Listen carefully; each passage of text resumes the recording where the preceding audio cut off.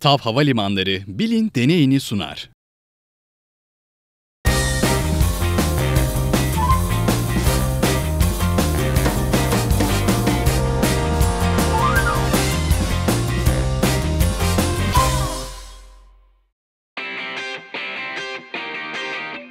Londra Bilim Müzesi'ni sizin için gezdik, vücudumuzdaki kalori gerçekten yanar mı Ozan Güven'le test ettik.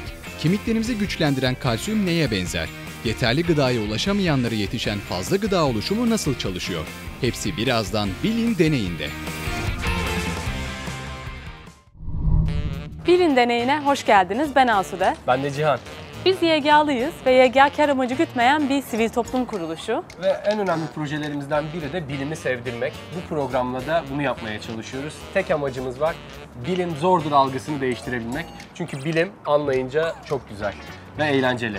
Asude de bu hafta Londra'daydı ve Londra Bilim Müzesi'ni ziyaret etti. Orada da çok eğlenceli görüntüler var. Bizim için çok güzel bir tur hazırladı. Gelin ona birlikte çıkalım. Şu an İngiltere'nin South Kensington bölgesindeyiz. Burada Science Museum var. Londra'nın en ünlü müzelerinden. Çocukların vakit geçirmeyi çok sevdiği bir müze. Ve içinde Wonderlab diye bir sergi var. Biz onu ziyaret edeceğiz. Bu sergide çok eğlenceli deneylerin olduğu, çocuklara bilimi sevdirmek için çok eğlenceli deneylerin olduğu söyleniyor. Ve bizim konularımızla da çok paralel. 1, 2, 3. Ve her zaman kadınlar kazanır. Evet Mineciğim, sence neden sen kazandın? Yüzeyi çok düz olduğu için ve çok daha az sürtünme olduğu için daha Evet, şöyle bir bakabiliriz. Mesela bunun yüzeyi daha sürtünmesi yüksek. Bu daha düz bir yüzey. Bu da orta. Evet Ömerciğim, sen çok iddialıydın. Neden kazanamadın? Çünkü her zaman bilim kazanır. Burada gördüğünüz şeyler, yani kuru buzlar aslında karbondioksit gazlarının katı hali. Eksi 78,5 derece ve çok ilginç bir şey oluyor. Burada sıcak bir ortamla temas ettiğinde direkt katı halden gaz haline geçiyor. Bunu da hep derslerde duyduğumuz süblimleşme aslında. Biz inanılmaz bir gün geçirdik ve hala bize yetmedi. Muhakkak yolunuz Londra'ya düşerse ilk yapacağınız şey bu müzeye gelmek olsun. Bilin deneyin devam ediyor. Asude nasıldı oralar, Londra? Ha? Valla Londra çok iyiydi. Ben müzede özellikle çok eğlendim. Ama ne yalan söyleyeyim, müzedeki tüm deneylerin hepsini bu programda daha önce denemiştim. O yüzden de etraftakilere engin bilgimle hava attım. Vay, çok güzel olmuş ya hakikaten. Bu programda da enteresan bir konuya bilim olarak baktık. Yemek pişirmenin arkasındaki bilimi inceledik. Hazırsanız bilin deneyin Başlıyor. Bu programı görme engelliler için de erişilebilir hale getirdik. Ve görme engelliler Türkiye'de herkesle aynı anda sesli betimlemeli şekilde bu programı takip edebilirler. Bunun için sadece Hayal Ortam uygulamasını indirmeleri gerekiyor. Londra Bilim Müzesi'ni sizin için gezdik, vücudumuzdaki kalori gerçekten yanar mı Ozan Güven'le test ettik. Kemiklerimizi güçlendiren kalsiyum neye benzer? Yeterli gıdaya ulaşamayanlara yetişen fazla gıda oluşumu nasıl çalışıyor? Hepsi birazdan Bilin deneyinde.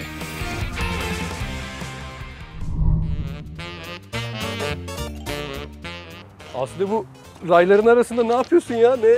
Nelerle uğraşıyorsun şu an? Ne yapayım? Başka yer bulamadım. Bugün çekimler biraz uzun sürdü de karnımız acıktı.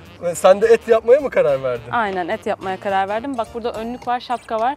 Sen de hiç vakit kaybetmeden salatayı hazırlamaya başlayabilirsin. Vallahi çok eğlenceli görünüyor Asude. Bütün ekipmanlar da tamam ha.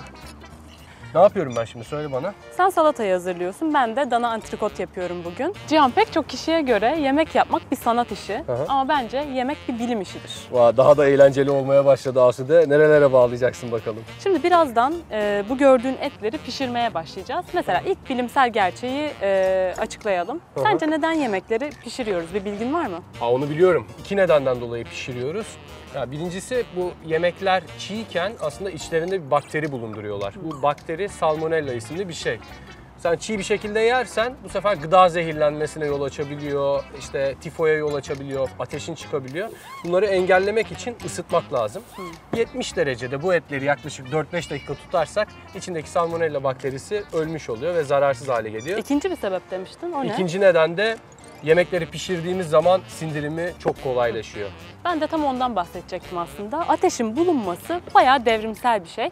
Çünkü ateş bulunmadan önce atalarımız sindirime o kadar çok vakit ayırıyorlarmış ki o yüzden enerjinin çoğu sindirime gidiyormuş. Ateş bulununca ise sindirime o kadar vakit harcanmamaya başlamış. Hakikaten devrimsel bir olaymış Asude ya. Hadi gel şimdi etleri pişirelim. Asude etleri pişirmeyi hazırlarken Cihan da salatayı hazırlamaya başlıyor.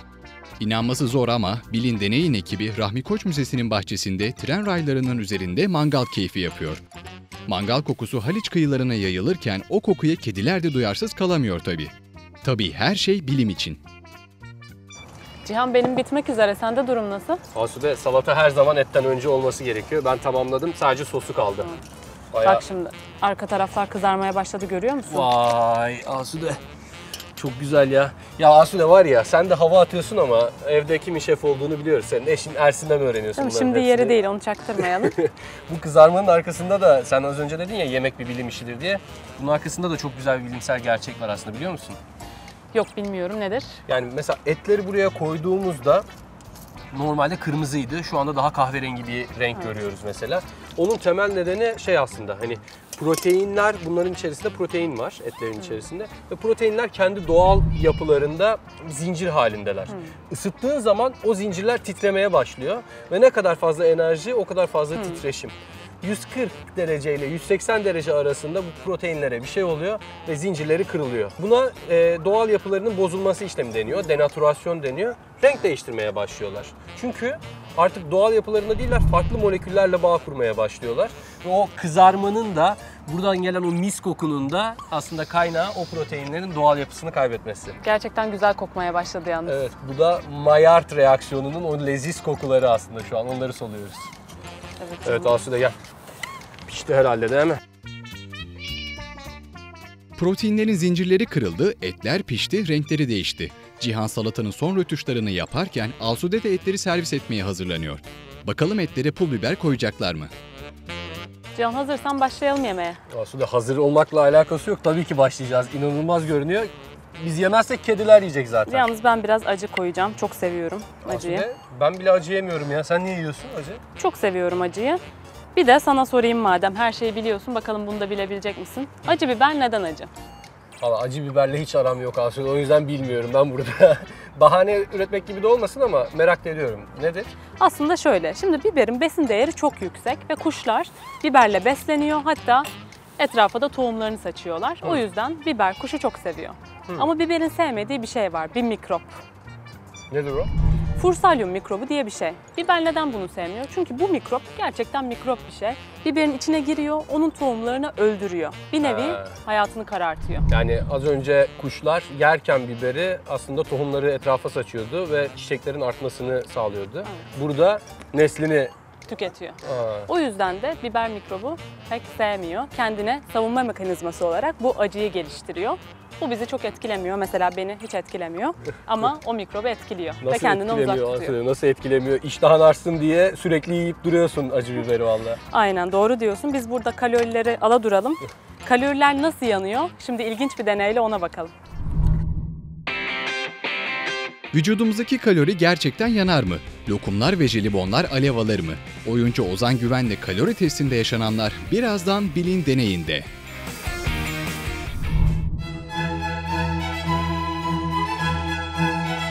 Modern dans okudu, oyunculuk dersleri aldı, tiyatro yaptı, dizilerde oynadı. Ozan Güven, Balalayka, Yazı Tura, Gora, Arok, Yahşi Batı gibi filmlerde oynadı. Hababam sınıfındaki deney sahnelerinden korktu, bilimden uzak durdu ama yıllar sonra bir bilim programını sundu.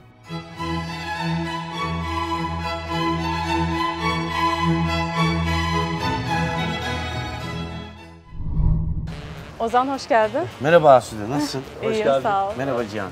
Birazdan seninle sohbete geçeceğiz ama biz her hafta böyle burada farklı deneyler hazırlıyoruz. İşte bazen ne bileyim suyu havada donduruyoruz, bazen elimizde gaz patlatıyoruz. Bu hafta da jelibon, lokum falan, ortada değişik şeyler var. Yakacağız mı bunu? Aynen öyle. Aslında Biz de yediğimiz çikolatayı yakmamız lazım. Aynen Sporla öyle. mı yakıyoruz bunu? Biz sporla yakıyoruz. Aslında onun bilimsel gerçeğini de bu deney sonrasında anlatmış olacağız. Şimdi deneye geçmeden önce sizden şu gözlükleri takmanızı rica edeceğim. Asude'cim, Başka rengi var mı? başka renk yok. Bugün beyaz var elimizde. Yalnız gözlük takmak tehlikeli olduğuna işaret oluyor. Yok, tehlike değil, önlem amaçlı. Şu an sadece içinde bulunan potasyum klorat dediğimiz bir hani toz şeklinde bir madde var. Bu madde eriyor şu anda. Şimdi senin çok sevdiğin çikolatayı sana vereceğim. Asude, senin için de jelibon seçiyorum ben. Bu arada Senin jelibonların da çok ilginç bir hikayesi var ama onu deneyden sonra anlatacağım. Tamam, onu da bekliyoruz o zaman merakla. Şimdi abi sen şu çikolataları eline alırsan şöyle 3-4 parça vereyim. Bak. Güzel, ben de bir tane yemiş olayım. Tamamdır. Şimdi hazır olduğumuzda... Şu anda ben yakmam lazım değil mi bunu? Aynen öyle. O ben geliyorum 15 dakika. Hazırsanız 3 dediğimde ikinizden de onları atmanızı isteyeceğim. Hangisini atacağız? Siz soldakine, Asude sağdakine. Kaç tane attığımız önemli mi? Hayır, istediğiniz kadar atabilirsiniz. Atıyorum o Yani bu zaman. sıra Tamam. Hazırsanız 3 deyince atabilirsiniz. 1, Atıyorum. 2, 3. Evet, biraz oradaki karışımı hızlandırmak için. Vay.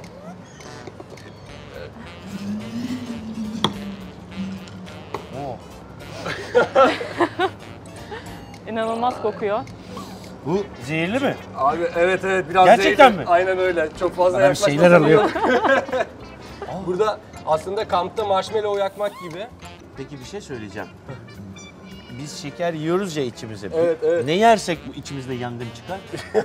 Potasyum klorat yersek kesinlikle yangın çıkar ama aslında bizim vücudumuz yani hani bu işi daha yavaş bir şekilde yapıyor. Yani hani nasıl yapıyor? Biz dışarıdan oksijen alıyoruz. Benimki hızlanmaya başladı. İyiyim ben. Asude'ninki biraz geriden geldi ama öne geçiyor gibi abi. Çikolatadan biraz daha fazla Bir şey yanıyor. soracağım. Rengi neden pembe? Renginin pembe Kadın olduğun için sen aptal diye. Benimki mavi çıkacak mesela. Evet, niye pembe? Renginin pembe olmasının nedeni buradaki potasyum klorattan dolayı aslında. İçindeki potasyum klorat yanarken pembe renk çıkarıyor. Farklı maddeler farklı renkler çıkarabiliyor. Aslında burada biz dışarıdan oksijeni aldığımızda bunun içerisindeki karbonla tepkimeye giriyor ve dışarıya karbondioksit veriyoruz. Bir atak daha geldi. Ve bu yanma eylemi kendi içimizde gerçekleşiyor. Ama eğer dışarıdan aldığımız oksijen içimizdeki o şekeri yakmaya yetmediği durumda da kilo almaya başlıyoruz. Aldığımız şekerden daha fazla oksijen alırsak ancak yakabiliyoruz. Aynen öyle. İşte az önce spor yapınca kilo verme işte buradan dolayı. Spor yaparken çok daha fazla oksijen aldığımız için aslında kilo verme miktarı daha fazla oluyor. O kalorileri yakıyoruz. O aldığımız enerji deposunu aslında dışarıya vermiş oluyoruz. Aslında çikolataya zararlı diyemeyiz de çok fazla yenirse her şeyin zararlı olduğunun bir göstergesi. Aynen öyle. Asude şeyi sormuştu az önce, bu alevler neden biraz böyle pembe gibi çıkıyor diye. Asude, hiçbir fikrin yok mu bu konuyla ilgili? Vallahi hiçbir fikrim Tabii yok. ki de roketlerde de böyle bir şey çıkıyor. Aynen öyle. Aslında bizim eskiden havai fişekler de böyle hani küçük oyuncak şeklinde kullanırdık böyle. Yaktığımız zaman çok hızlı bir yanmaya ihtiyaç duyar orası. Bu potasyum klorat aslında oksitleyici bir malzeme. Yani eridiği zaman dışarıya oksijen gazı veriyor. diye bir şey. Aynen öyle. Çok fazla verdiği için yanma eylemi de çok hızlı gerçekleşiyor. Havai fişeklerde de çok hızlı yukarıya gitmesi gerektiği için Doğum aslında günü pastalarındaki o maytaplar benzer şeyler var. Orada da oksijeni çok yoğun bir şekilde orada yarattığı için yanma eylemini de fazla yapıyor. Öyle Sen bir şey sonuçta. anlatacaktın bunun Evet. hikayesiyle ilgili. Şimdi bu jelibonlar nasıl ortaya çıkmış biliyor musunuz? Benim hiçbir fikrim yok. Benim de hiçbir fikrim yok. 1800'lerde çok ilginç. Avrupalılar Türkiye'yi ziyaret ediyor. Burada göreceğiniz lokumları yiyorlar ve tatlarını inanılmaz beğeniyorlar. Sonra da bunu nasıl üretebiliriz diye çabalıyorlar ama bir türlü Türk lokumunun tadına Hayır, erişemiyorlar. tutturamamışlar. Ortaya jelibon çıkıyor. Aynen öyle. Bak, kazara ortaya çıkan bir malzeme olmuş. Yani. Hayaller Yiyecek lokum, olmuş. gerçekler Jelibon. jelibon. Biz mi bulmuşuz jelibonu? Yani Yani atası Bir bakıma Türk ilham lokumu vermişiz işte. diye. anladım. Belki, Ben bunu altına alabilir miyim? aslında belki Türk lokumunu da deneyebiliriz. Burada bakalım Gerçekten Türk lokumu mi? jelibona karşı ne yapıyor diye. Şöyle Buyurun şunları da efendim. takabilirseniz. Teşekkür ederim. Hop. Yine Neyse önlem ki amaçlı. zehirlenmeyeceğiz. Ben şu şekilde tutuyorum. Ben de öyle tutacağım. Tamamdır. Aslı atmak ister misin sen de? İsterim. Ben bir tane atıyorum. Başlayabilirsin abi bir taneyle. Bakalım neler olacak. Türk lokumu. Lokumları kızarmaya başladı. Oo. Yeterli mi? Daha atalım mı? İstediğin kadar atabilirsin Asude. Bunu boşaltsak? Boşaltalım Aslı. İşte Türk lokumu. Aslı bu da yanıyor. Vay! Bu Türk lokumunun gücü işte aslında. Demin jelibonu gördünüz. Şu anda Türk lokumunu görüyorsunuz. İnanılmaz ya. Çok iyi. Büyü gibi ama değil. Bilim işte yani anlayınca böyle oluyor. Asude bak az önce bahsettiğim pembe alevler burada çok daha görünür oldu. Yanma işlemi bitti. İsterseniz sohbete geçelim. Bilin deneyin. Devam ediyor. Devam ediyor. Ben aynı anda söyleyemedim. Olsun, iyi oldu. Dünyada böyle arkadaşlık yok oğlum vallahi. Robot. Arif, seni hiç unutmayacağım. Canım benim. Sen ne robot adamsın ya. He? Abi Ozan Güven deyince herkesin aklına gelen filmler var. Bilim kurgu filmleri özellikle. Ama orada onun ötesinde aslında bilimle bir ilginiz de var. Ahmak Filmi diye bir program yaptınız. Bu bilime olan ilginiz, motivasyonunuz nereden geliyor? Ben aslında ilkokuldayken Hababam sınıfını seyrederken o kimya deneylerinin herhalde ki korkmuş olacağım ki Şevket abinin bir sahnesi vardı. Laboratuvarın patladığı. Kimya demek, deney demektir. Bu deneyde güdüğün ölümü olacak demektir. Tüpün içine koymuş olduğum odun parçacıklarını birazdan ısıtılmış asit salisilikle karıştırarak Evet efendim. gaz ve metil alkol elde edeceğiz. İnşallah. Başlıyorum. Dikkat!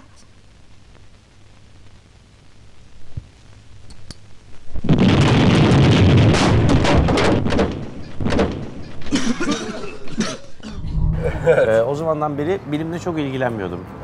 Matematik, fizik, kimyayla. Sonra Ali doğunca sadece içgüdüsel olarak değil, bilimsel olarak da bazı şeyleri öğrenmek gerektiğini öğrendim. National Geographic böyle bir projeyle bana geldiğinde önce dedim ki bunu Ali sever mi? Yani çocuğunuz olduktan sonra yaptığınız bir sürü işte çocuğunuz sever mi? Çocuğunuz bununla ilgili ne düşünür diye Düşünüyorsun. başka bir şey daha düşünmeye başlıyorsunuz. Dünya bu şekilde yaşanmaya devam ederse ne olacakla ilgili artık çocukların bilinçli olduğunu düşünüyorum. Doğru. O yüzden de yine National Geographic'te İklim meselesiyle ilgili bir şey Karadeniz'i yaptığımızda... gezdiniz değil mi? Karadeniz'i Kaç gezdik. gün sürdü? 4 gün sürdü. Ali hiç daha önce yani hep setlerde ama hiç kameranın önünde olmak istemiyordu ama bunda ben de olmak istiyorum dedi. Karadeniz'e o da geldi. Gerçekten de 4 gün boyunca ben önce hani bunu Ali'nin anlamasını istedim ki Ali anlarsa herkes anlar. O yüzden de 4 gün boyunca gerçekten ben döndüğümde Ali benden HES'ler ve dönüştürülebilir enerjiyle ilgili daha bilgiliydi. Okulda da bunu arkadaşlarıyla da paylaştığını biliyorum. O yüzden de en azından ufacık da bir olsa bu dünyanın gidişatıyla ilgili bir şey yapabildiysek ne mutlu bize. O seyahatte böyle sizi etkileyen, aklınızda hani sonuçta 4 gün boyunca Karadeniz'de çok farklı şeylere tanıklık etmişsinizdir. Sizi ve Ali'yi etkileyen bir hikaye var mıydı? Karadenizlerin zaman kavramı farklı çalışıyor. Yani arabaya biniyorsunuz, ne kadar sürer diyorum, 15-20 dakika diyor, 2,5 saat. Hani trafik var biraz diyor ama trafik açık da olsa yine 2 saat sürüyor yani. Trafikte yok halbuki. O yüzden Ali ile ne kadar sürer dedi. Yarım saat deyince Ali dönüp şey dedi. 4 saat sürer herhalde. Çünkü yani orada zaman başka türlü işliyor. Ona adapte olmuş ama hızlı şekilde. Olduk. Döndükten sonra İstanbul'da biraz zorlandık. Biz de 5-6 dakika falan sürer diyorduk. Her yere 2 saat, 3 saat geç kaldık. Beni bu güzel öğleden sonra buraya davet ettiğiniz için, şekerin yanmasını gözümle gördüğüm için size çok teşekkür ederim. Bilimin her alanda bize lazım olduğunu, sanatın, kültürün, edebiyatın yanında bilimin de farkındalık yaratması ve bilimle ilgilenen gençlerin olması hayatın bütün alanlarında işlerimizi kolaylaştıracağı gibi daha uzun, daha sağlıklı yaşama hizmet edeceğini düşünüyorum. O yüzden ben çok teşekkür ederim. Abi biz de teşekkür ederiz. Yaptıklarınızla Çok siz teşekkür de ederim. çok kişiye rol model oluyorsunuz. Geldiğiniz için tekrar çok teşekkürler. Şeker gibi bir program oldu. Çok teşekkürler.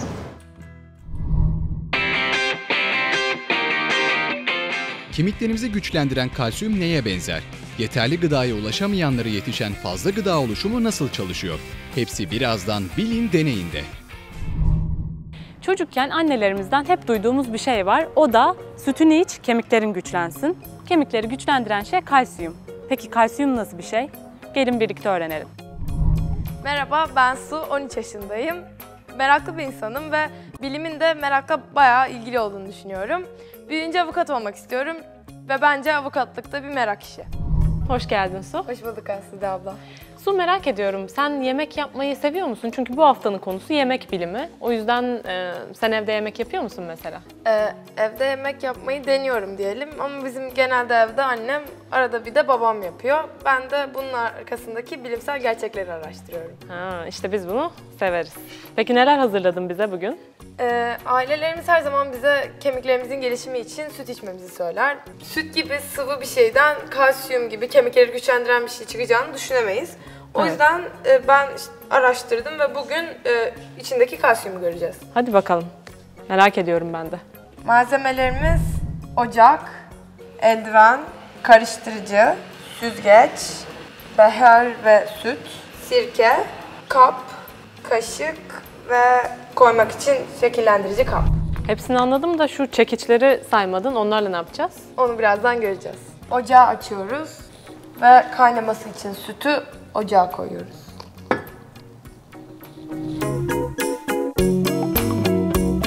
Aldım. Şimdi ne yapıyoruz? Şimdi kaynamış olan süte sirkeyi döküyoruz.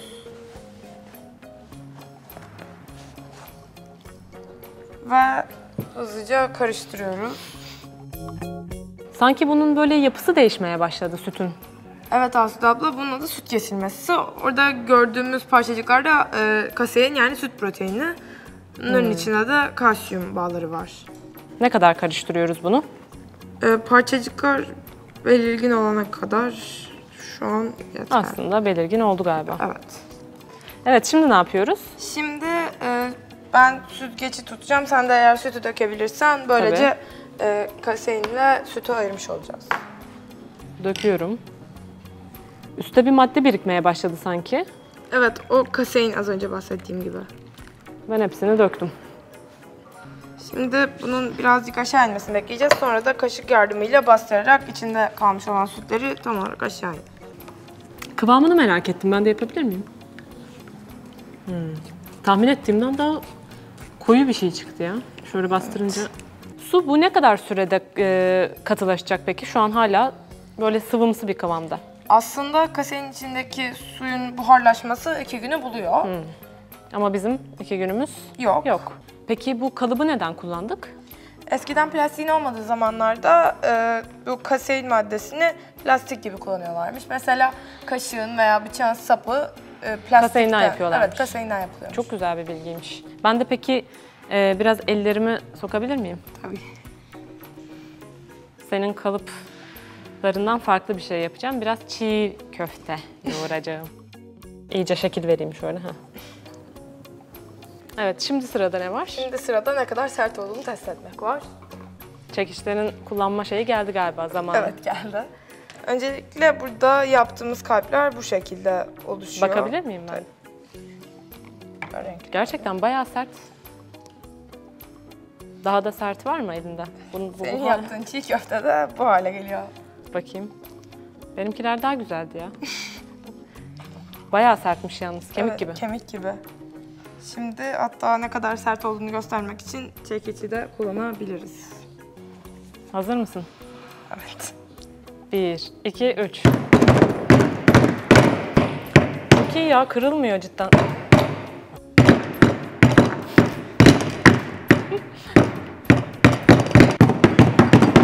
Ve sonunda başardım kırmayı. Gördüğünüz gibi çok sert. 50. vuruşta anca kırabildim. Sende durum ne? Ben başaramadım. Çok teşekkürler Su. Harika bir deneydi. Teşekkür ederim. Geldiğin için çok teşekkürler. Ben teşekkür ederim. Süt için kemikleriniz güçlensin. Bilin deneyin devam ediyor. Evet, bugün yemeklerden konuşuyoruz. Dünya üzerinde satın alınan yemeklerin %30'u direkt çöpe gidiyor. Ve bu çöpe giden yemekler dünyadaki karbon salınımının %8'inden sorumlu. Aslında gıda üretimi bir problem gibi görünse de gıda dağıtımı ve o gıdanın verimli kullanımı çok daha önemli bir konu. Gelin bu konuyla ilgili çok güzel bir iş yapmaya çalışan Fazla Gıda ekibiyle tanışalım. 7 yaşındaydım. Dedemle tarlada çapaya gidiyoruz. Gündeki kadınlar da var.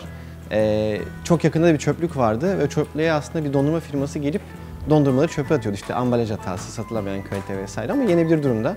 Ben de tepsiyle gidip o dondurmaları beklerdim. Onları tepsiye dizip gelip tarlada dağıtırdım ve güneşin altında çok güzel yerdik. dünyada üretilen gıdaların %30'u, insan tüketimi için üretilen gıdaların %30'u çöp oluyor. Bu çöp ise %8'lik bir karbon salınımı yaratarak iklim değişikliğini sağlıyor. Biz iklim değişikliğine sebep olan bu karbon salınımını yarıya indirirken aynı zamanda açlığı azaltabilir, yok edebilir ve sorumlu üretim ve tüketimle dünyayı daha iyi bir noktaya getirebiliriz. Fazla Gıda bu amaçla kuruldu. Hem israfı önler hem açlığı önler. Fazla Gıda temel olarak bir web platformu olarak aslında gıda tekrar dağıtım sürecini optimize eder. Fazla Gıda operasyonlarına başlayalı 7 ay oldu. 7 ay içerisinde 122 ton gıdayı kurtardık ve ihtiyaç sahiplerine ulaştırılmasını sağladık. Şu an tüm Türkiye'de bağış yapmak isteyen firmalar ve ihtiyaç sahiplerine ulaşmak için bağışa ihtiyacı olan dernekler, vakıflar, kurumlar bizimle temasa geçebilirler ve her yerde bu hizmeti devreye alabiliriz.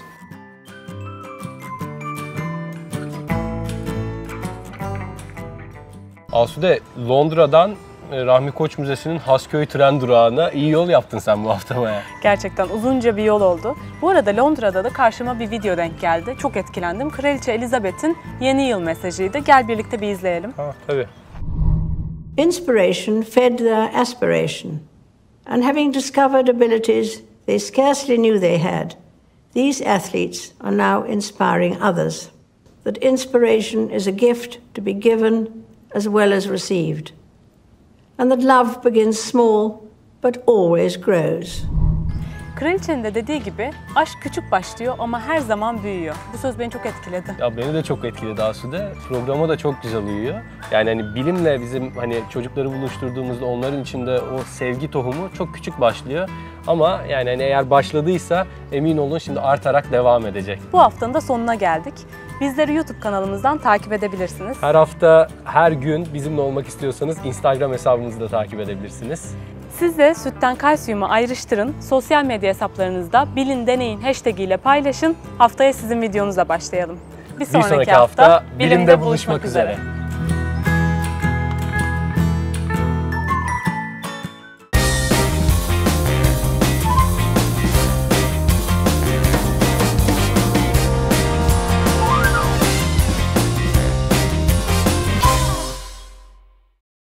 TAV Havalimanları Bilin deneyini sundu.